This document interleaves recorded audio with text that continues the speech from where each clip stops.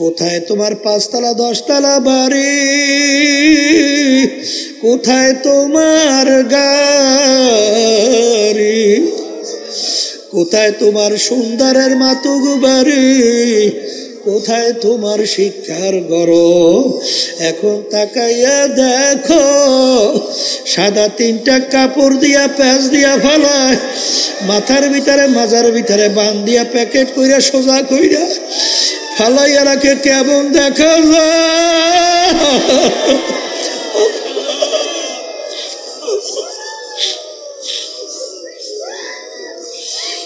আল্লাহ আল্লাহ। এখন তাকাইয়া দেখো, এখন তাকাইয়া দেখো, একটা মশাও তোমাকে ভয় পায় না। আরে আমার দাদাজান রহমাতুল্লাহি আলাই তার কথা শুনছিলাম।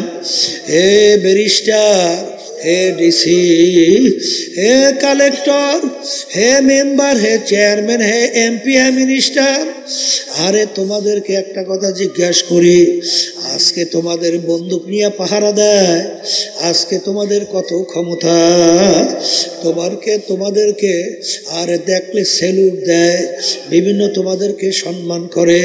হে কালেক্টর, হে ডিসি, এমপি, মিনিস্টার, যদি তোমাদেরকে বন্দুক নিয়ে পাহারা দেয়, তোমাদেরকে স্যালুট দেয়, তোমাদেরকে জিজ্ঞাসা করি, তোমাদের কি ছোট একটা মশায় কি ভয় করে নাকি? করে না হুজুর, আমাদের মশায় ভয় করে না। হে কালেক্টর, হে জমিদার, হে হারে ধনী, হে টাকার মালিক, ক্ষমতার মালিক, আজকে সাধারণ দুনিয়া একটা মশায় তোমাকে ভয় করে না। আর যদি তুমি মুসলমান না হইয়া, বেনমাজি হইয়া, তুমি যদি আল্লাহর হুকুমের বিরুদ্ধাচারণ কইরা, আল্লাহর হাবিবের তরিকার বিরুদ্ধাচারণ কইরা তুমি যদি কবরে যাও, ওই কবরে 99 সাপ, ওই কবরে 99 সাপ তোমাকে ভয় করবে। এরকম গ্যারান্টি তোমার কাছে কি আছে? এ কালেক্টর, সোজা হইয়া কবরে যাও, ওই কবরে কিন্তু বন্দুক নাই, পাহারাদারও নাই, কেউ নাই, ওই সাপে কিন্তু তোমাকে ভয় করবে। এ দুনিয়াদার পাগল আমার বাবারা, এ পর্দার আড়ালের মা বোনেরা, একটু মাঝে মাঝে চিন্তা করো, এরপর কবরে রওনা করো।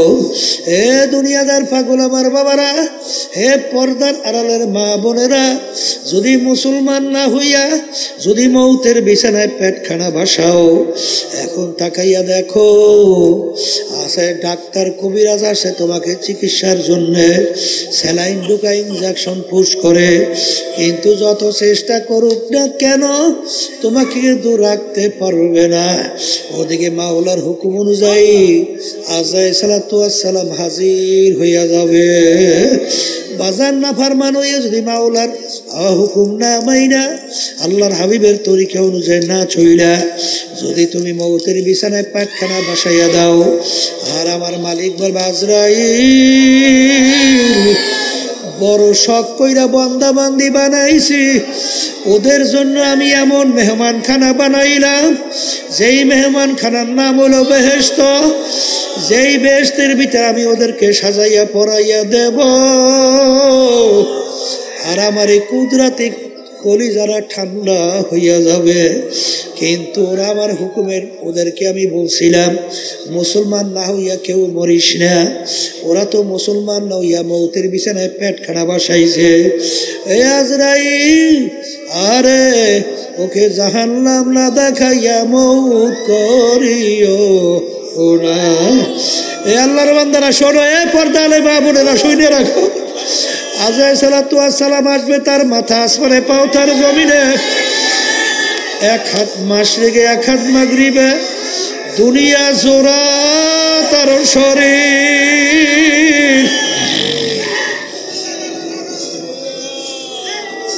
শরীরের ভিতরে লম্বা লম্বা কালো কালো কতগুলা পশম, নীল রঙের মতো দিঘির মতো দুইটা চক্ষু বাজান, ওই কালো কালো লম্বা পশমের গোড়া দিয়ে আগুনের জিব্বা বাইরাইতে থাকবে।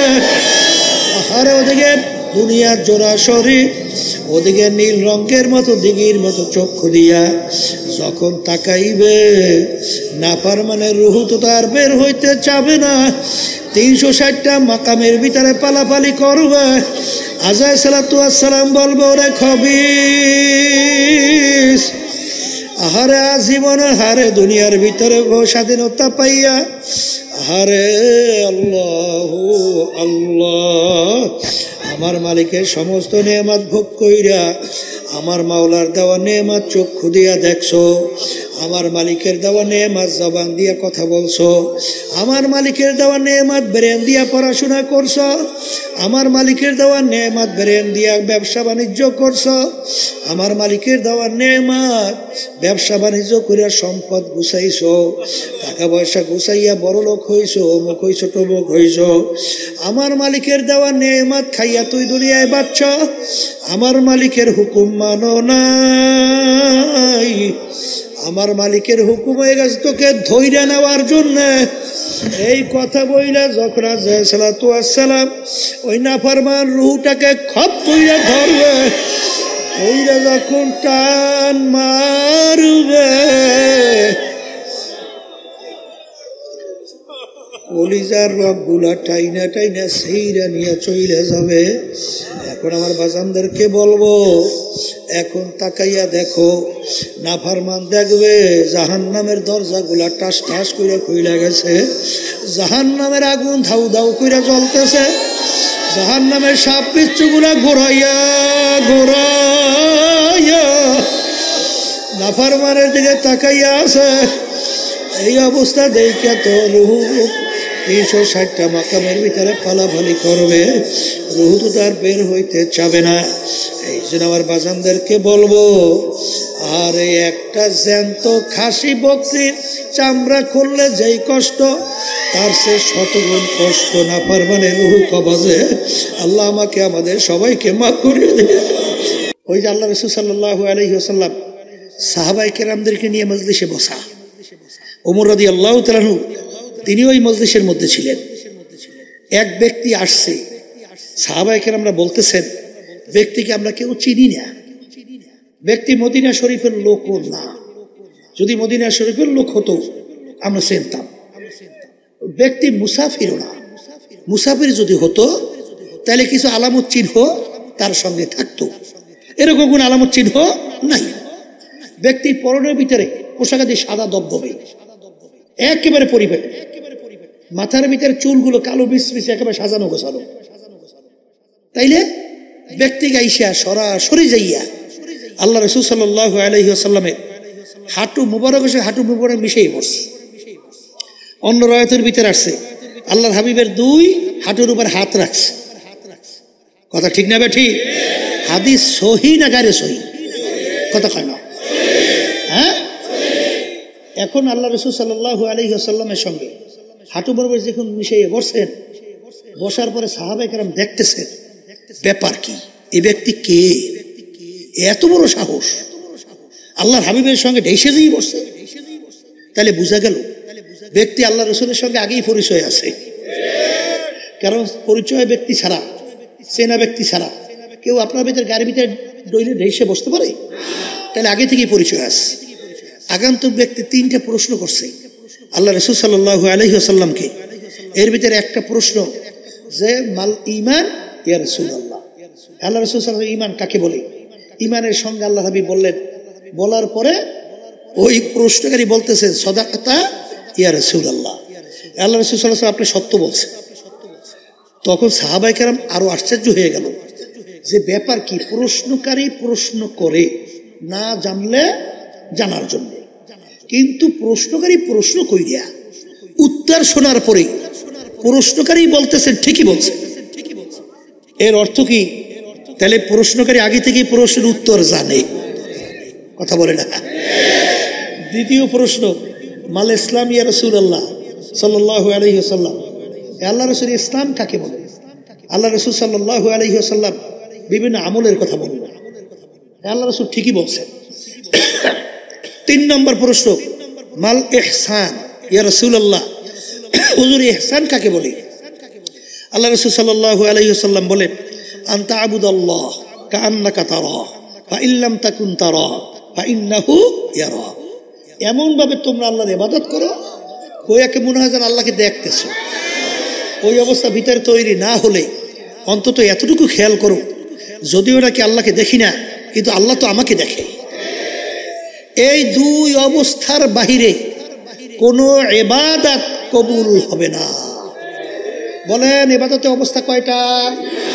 সবাই মুখ খুলে বলেন কয়টা? হয়তো আল্লাহকে দেখতেছি অথবা আল্লাহ আমাকে দেখতেছে। এই 2 অবস্থার বাহিরে কোনো ইবাদত কবুল হবে না। নামাজও কবুল হবে না, রোজাও কবুল হবে না, অন্য হজ সহ অন্য ইবাদত কবুল হবে না। হয়তো আল্লাহকে দেখতেছি, বলেন বলেন, অথবা আল্লাহ আমাকে দেখতেছে। এক শ্রেণী বর্তমানে কিন্তু আছে, এই যে তাসাউফ, এটা কিন্তু অস্বীকার করে। ইহসান এমনে মানতেই চায় না। কথা ঠিক না? ঠিক। ইবাদতের ভিতরে অবস্থান কয়টা? 2টা না? কয়টা? একটা বাহ্যিক, একটা ভিতরগত। আপনি নামাজেদার হইছেন, বাহ্যিক ফরজ আছে না? কাপড় পাক, জাগা পাক, কেবলামুখী হইয়া দাঁড়াইতে হবে, দাঁড়াইয়ে নামাজ পড়া, রুকু করা, সিজদা করা। কথা কয় না? এই এই যেখানে জোরে তেলাওয়াত, জোরে করা, সহিভাবে তেলাওয়াত করা, কি আছে না? এইটা হলো বাহ্যিক। এটা কি? আর নামাজের ভিতরে খুশু খুশু হুজুরি কল, এইটা কি? গোপনীয় আমল। এটা কি? আল্লাহ রাসূল সাল্লাল্লাহু আলাইহি ওয়াসাল্লাম কি বলেন? লা সালাতা ইল্লা বিহুজুরিল কলব। যেই নামাজের ভিতরে হুজুরি কলব থাকবে না, খুশু খুজু থাকবে না, সেই নামাজ তুমি পড়বা ঠিকই, নামাজ হবে না। কথা কয় না? তাইলে ইবাদতের অবস্থা কয়টা? আবার কর না? এই 2 অবস্থার বাইরে কোনো ইবাদত গ্রহণযোগ্য হবে হবে না। তাহলে এখন কি পাইলেন? ঈমান, ইসলাম, ইহসান। এই 3টা জিনিস যখন বললেন, আগন্তুক ব্যক্তি চলে গেছে। কি করছে? চলে গেছে। আল্লাহ রাসূল সাল্লাল্লাহু আলাইহি ওয়াসাল্লাম বলেন সাহাবায়ে কেরামদেরকে, এই ব্যক্তিকে তোমরা কেউ চেনো?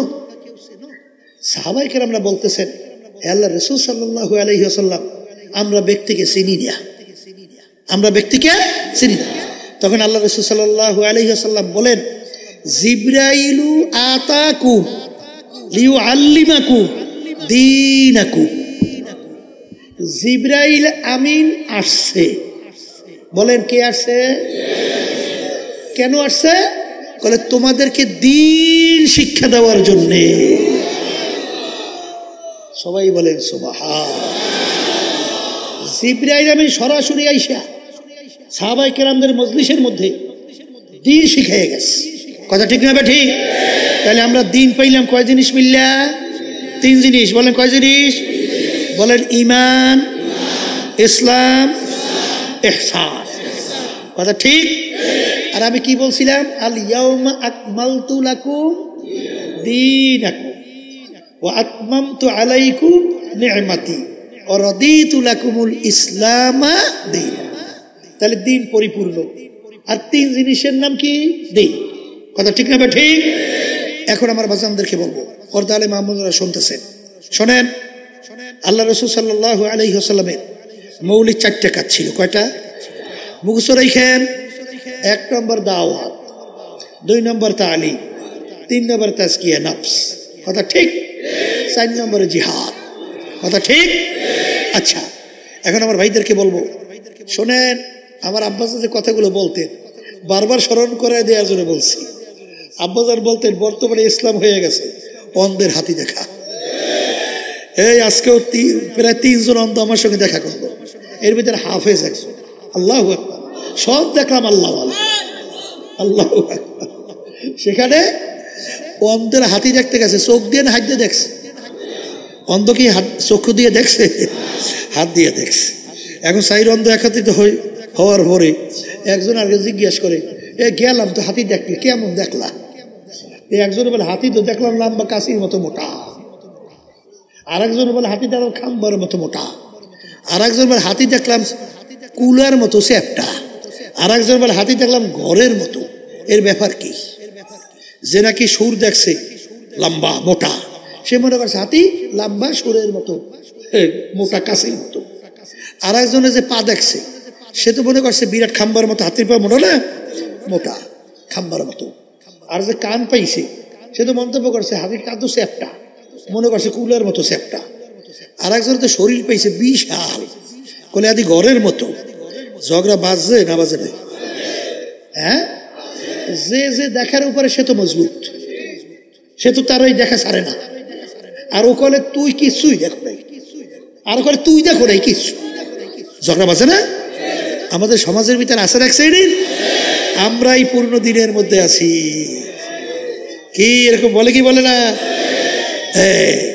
আর কেরা পূর্ণ দিনের মধ্যে আছে এই আলোচনা শুনলেই বসবে কথাটা। কিরা চোখ খোলা ব্যক্তি পাশ দিয়ে যায়, এ তো চোখ দিয়ে দেখে, বলে তোরা ঝগড়া করস কেন? বলে ভাই আমি দেখলাম হাতি এরকম, ও বলে এরকম, ও বলে এরকম, ও বলে এরকম। চোখ খোলা ব্যক্তি বিষয়টা বুঝতে পারছে। আসলে ওরা তো চক্ষু দিয়ে হাতি দেখে নাই, দেখছো তো হাত দিয়ে তোগাইয়া, তাই যেরকম হাতে পাইছে ওরকম মন্তব্য করে। বলে তোরা ঝগড়া করিস না, আসলে পূর্ণ হাতি তোরা কেউ দেখো নাই, ওই চাইরো জিনিস মিললিয়া তার নাম হইল হাতি। বর্তমানে এক সাইডে আমার বাজানরা শুধু দাওয়াতের মধ্যে আছে, শুধু তালিমের খবর নাই। যদি সূরা জিজ্ঞাসা করেন, মাসালা জিজ্ঞাসা করেন, তখন দেখবেন আর কিছু পারে না। আসতে কয় ওদিকে নামাজের ভিতরে কেরাত সহিভাবে তেলাওয়াত করা কি বলেন ফরজ, নামাজই হবে না। কথা ঠিক না? আপনি যদি ইবাদতের ভিতরে জরুরি মাসালাগুলো না জানেন, তাহলে আপনি ইবাদত করবেন কেমনে? এই ক্ষেত্রে যে আমার আব্বাজান বলতেন, চরমনের কোনো মুজাহিদ মূর্খ থাকতে পারবে না, প্রত্যেকটা মুজাহিদকে আলেম হতে হবে। এটা কিন্তু দাওরা হাদিস কামেল পাশের আলেম না, আমল করার জন্য যে আলেম ওইটা শিখতেই হবে। অনেকে শুনছি যে আপনারা সাপ্তাহিক তালিমে যান না, হালকায় যান না। হে তালিম হালকায় যান না, তাহলে আপনি আলেম হবেন কিভাবে? সদিকিন বন্দাদের সংস্পর্শ পাইবেন কিভাবে? শোনেন নাই ঘটনা? ওই যে চরমনাই মুজাহিদ খুলনার কথা বলছেন, এমন বয়স্ক হয়ে গেছে আল্লাহর মধ্যে ঠিক মতো হাঁটতে পারে না, তারপরও তালিম হালকা সাপ্তাহিক ছাড়তো না। এখন যাইতে হইলে কয়েকবার বিশ্রাম করে তারপর যাইতে হয়। এখন ইসমাইল সাহেব রহমতুল্লাহি আলাইহি তিনি বলতেছেন, বাজান আপনি তো বয়স বেশি হয়ে গেছে, এখন আপনি না গেলেও তো হয়।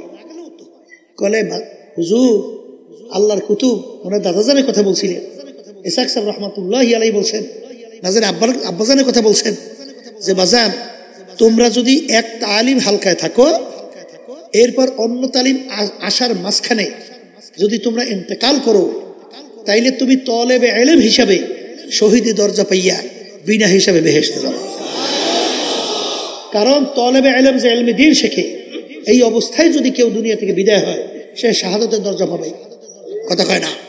তাহলে সেও তো তলেবে ইলম, সে তো সাপ্তাহিক তালিমের ভিতরে মাসালা শেখে, কুরআন কারীম সহি করে।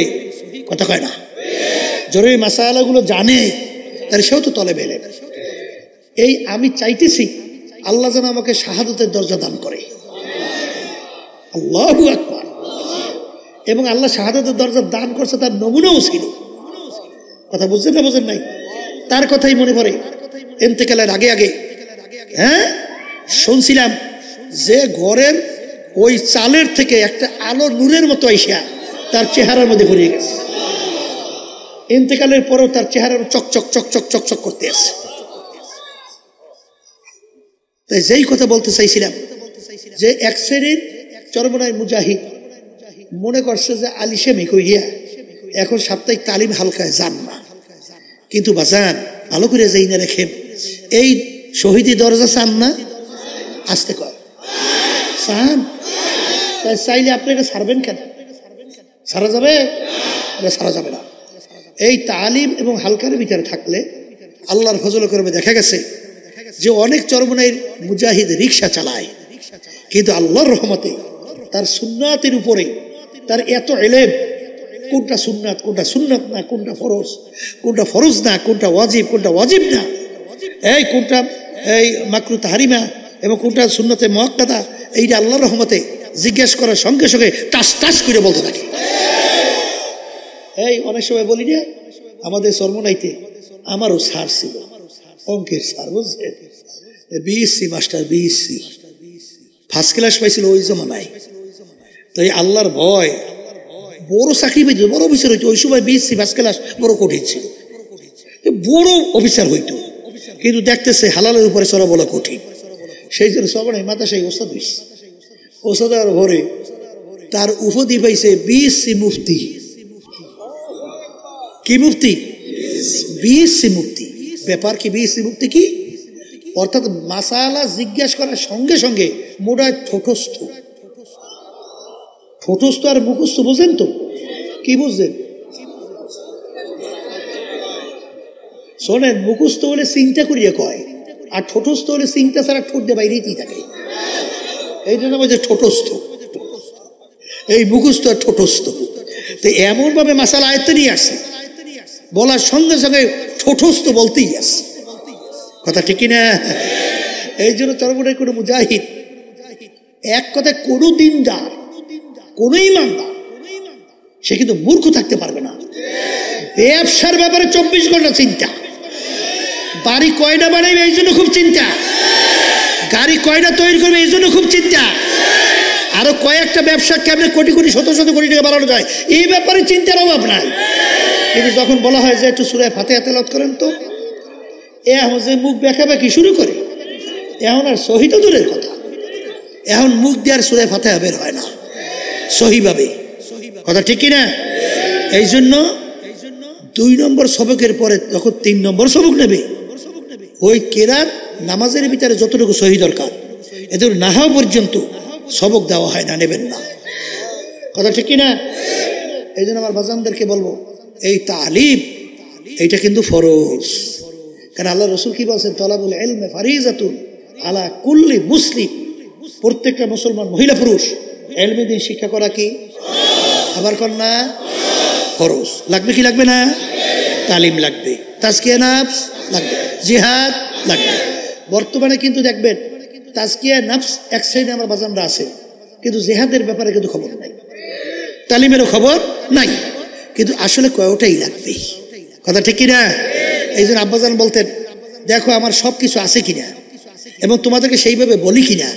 তা আজকে আমার বাজানদেরকে বলবো যে এত কষ্ট করে মাহফিলের ব্যবস্থা, পর্দালে মা বোনরা ঘর বাড়ি ছেড়ে আসছেন, দিন পূর্ণ কি এইটা আমাদের বুঝতে হবে এবং পুরা দিনদার হয়েই আমাদেরকে কবরে যাওয়া লাগবে। কথা ঠিক না? ঠিক। কারণ আল্লাহ রাব্বুল আলামিন তো কবরে যাওয়ার ব্যাপারে আগেই সতর্কবাণী হিসেবে বলছেন, ওয়ালা তামুতুন্না ইল্লা ওয়া আনতুম মুসলিমুন। খবরদার, সতর্কবাণী, কি বাণী?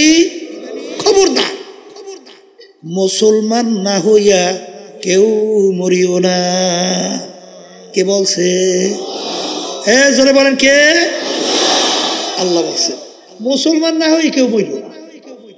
এখন পূর্ণ মুসলমান না হইয়া, এই পূর্ণ মুসলমান অর্থ কি?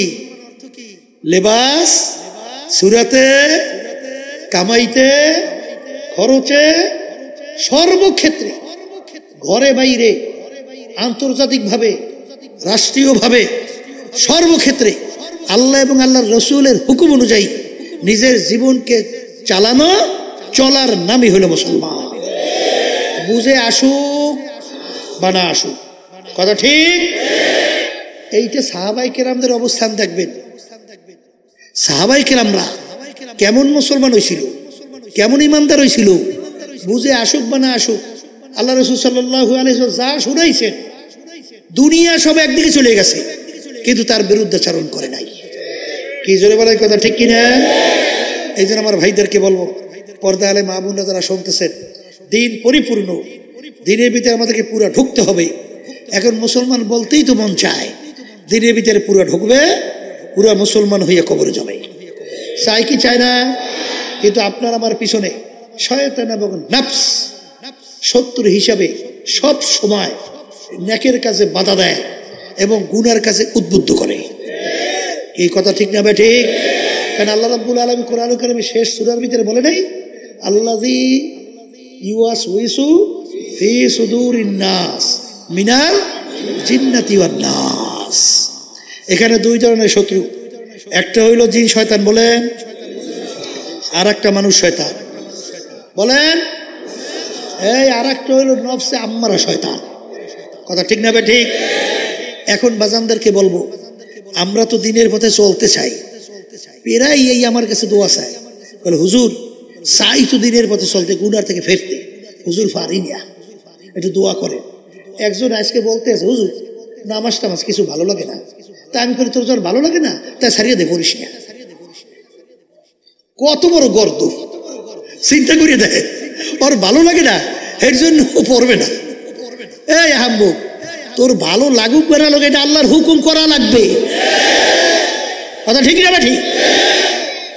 ডাক্তারের কাছে গেছে, ডাক্তার প্রেসক্রিপশন করছে, এমন ঔষধ দিয়েছে, এমন তিতার তিতা, ও আমার মুখে দেওয়াই যায়, ঝামেলা শেষ।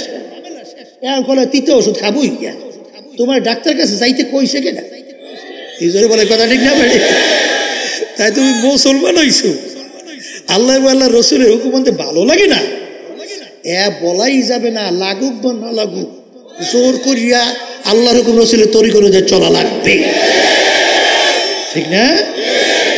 এখন এই শয়তান এবং নফস, আল্লাহ রাব্বুল আলামিন কোরআন কারীমে বলছেন দুনিয়া এবং এই দুনিয়ার ভিতরে চাকচিক্যময়, তোমাদের কাছে এইভাবে উপস্থাপন করে শয়তান, করার পরে তোমাদের দেল মন ওদিকে ঝোঁকে, ঝোঁকার পরে ওদিকে তোমরা ঝুঁকে পড়ো।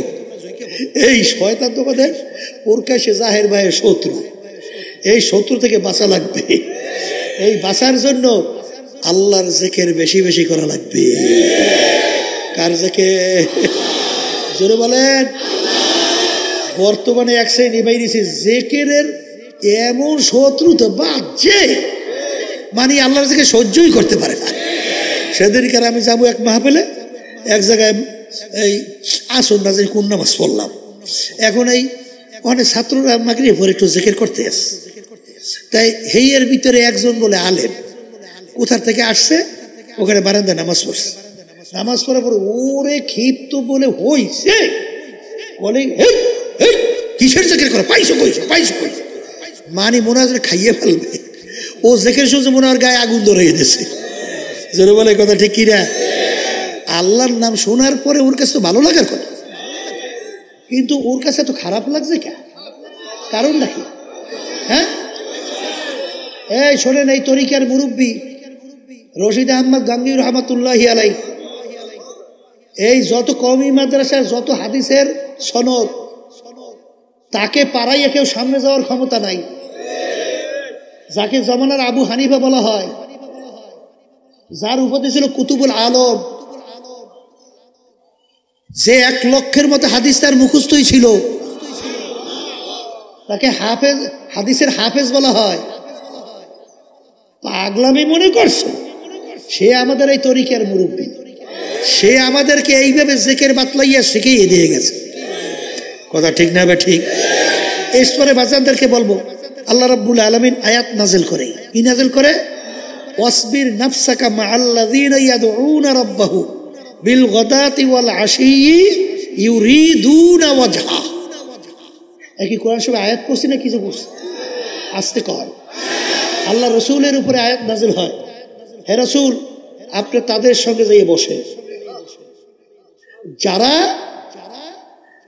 আমি মালিককে রাজি খুশি করার উদ্দেশ্যে আমাকে ডাকাডাকি করে। শব্দটা ইয়াদউ, ইয়াদউ শব্দের অর্থ কি? আস্তে কয়। এখন ইয়াদউনা রাব্বাহু, আমি মালিককে ডাকাডাকি করি।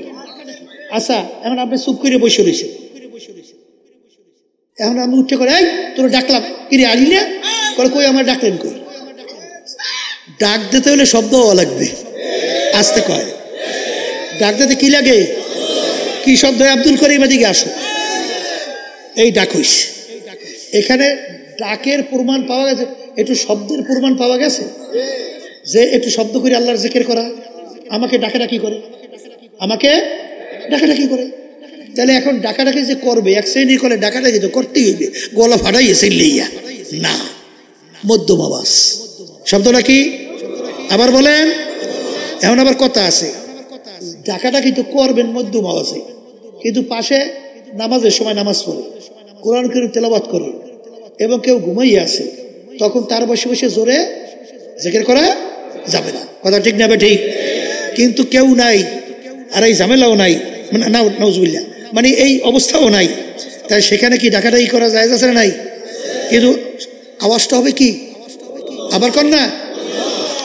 তাইলে এখানে পাইলাম আওয়াজ, আওয়াজ পাইছেন?